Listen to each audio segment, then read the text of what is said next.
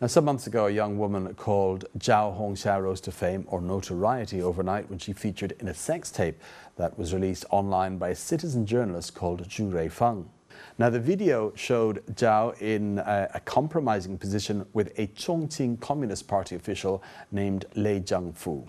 Unsurprisingly, it was forwarded thousands of times. Lei was soon dismissed from his post, and police said Zhao was hired by a Chongqing businessman to film Lei and then blackmail him for hundreds of thousands of dollars.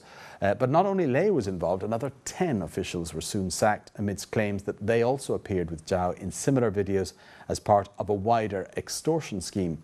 Zhu Ruifeng claimed that he got the incriminating videos from police storage where they had been stashed away for a couple of years. Now, Zhao and 5 other suspects are being prosecuted on charges of blackmail. She could face a jail term of up to 15 years.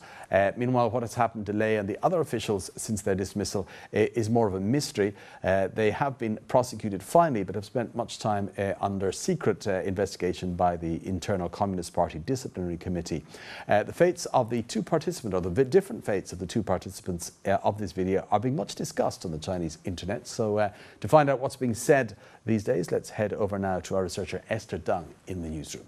So Esther, first, can you tell us what sort of reaction there has been to this treatment of Zhao Hongxia, to her prosecution? Well, I have to say that overall there's a lot of support and sympathy for her, and most net users feel she's simply being used as a patsy. Like Daji on QQ.com, who argues Zhao is actually an anti-corruption hero, and her contribution in this field more than make up for her sins. While this poster from Shanghai says she is actually the victim who was framed here. She's just a bargaining chip in the hands of unscrupulous businessmen and corrupt officials. And some posters take issue with the possible harsh sentence Zhao could face. Dingshi 11 says, if Zhao gets 15 years, then Lei should get at least 300.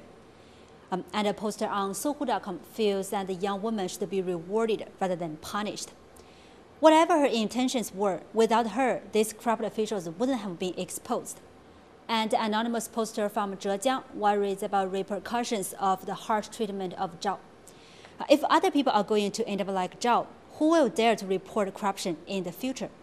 While this poster from Jiangsu feels that may be exactly the point, to cover up more scandals. Getting Zhao under lock and key as early as possible means saving others from exposure.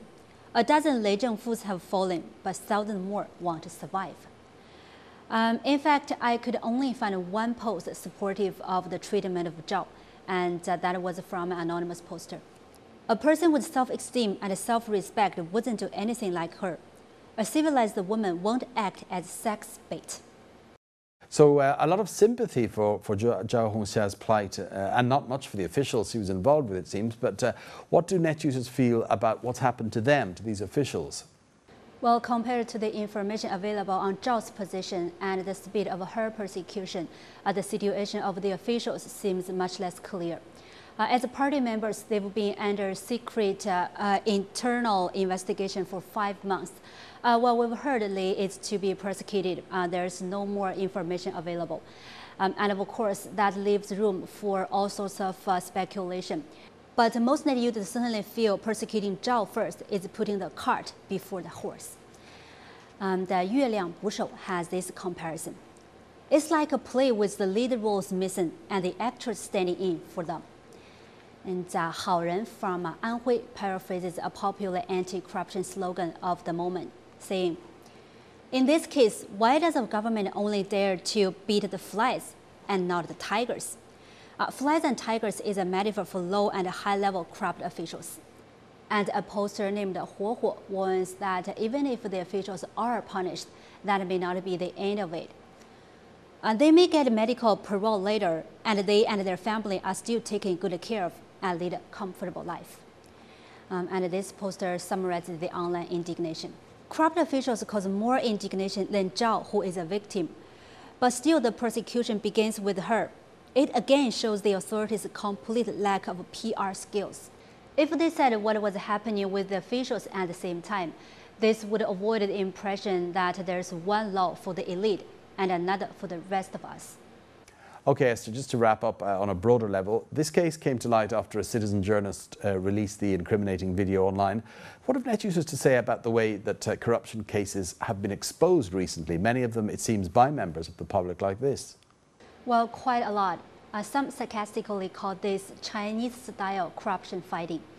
A post on QQ.com sums up a lot of the feeling about this online. Statistics show that 80% of corruption related to persecution stem from whistleblowers. Nowadays, this happens online as it's the most efficient approach. A net user posts the evidence online. If they are lucky and the post causes a sensation, the party discipline watchdog may be forced to start an investigation, which prompts this poster to ask, if most corrupt officials are removed after online exposures, just what is the Discipline Inspection Commission doing? Well, a poster on Sina.com.cn adds, we shouldn't fall for the idea that temporary campaigns are enough to beat corruption. Instead, we need systematic and lawful anti-corruption efforts. And let's finish the discussion with this plea from a poster named Chai Men Yanxi. To achieve the eventual goal that people don't even consider corruption as an option and totally eradicating it is a long, slow process. But please improve the system. People need a fair social environment. Okay, thanks for that, Esther.